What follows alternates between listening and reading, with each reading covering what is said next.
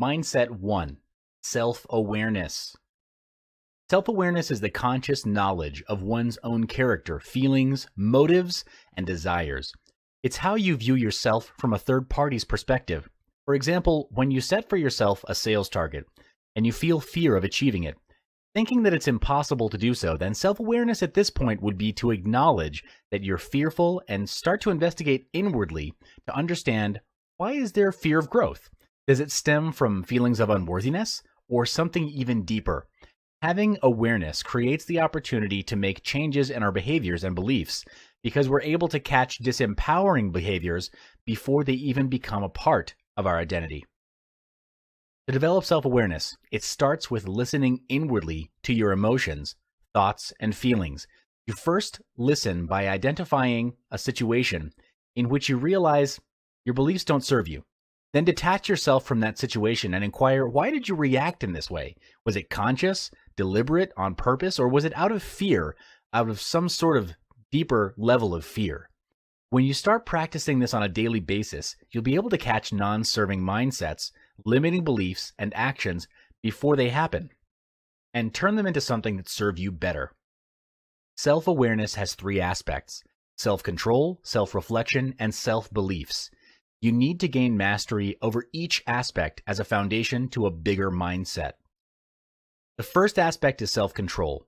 It's the ability to control oneself in terms of our emotions, our desires, and how we react to other people's behavior, especially in difficult and heated situations. The ability to exert self-control is called willpower. Heard of the quote, "If there's a will, there's a way"? When your willpower is strong, you'll be able to bring your team and company to a higher level and find a way out of challenges and adversities. Next is self-reflection, which is important for self-improvement. This is the part of acknowledging your wins and giving yourself feedback for improvement. To do self-reflection at the end of the day, sit down in a quiet area and reflect on what happened in the day. Was it your biggest lesson of the day? Something you can remember that was outstanding? Did you end the day as to how you intended it to be? Were your daily goals achieved? If not, why do you think it was not achieved? What you can then actively do to prepare for tomorrow and make things better is think. What can you actively do to prepare for tomorrow and make things better? Throughout this process, write your thoughts and suggestions on a piece of paper and have them as your personal or company goals.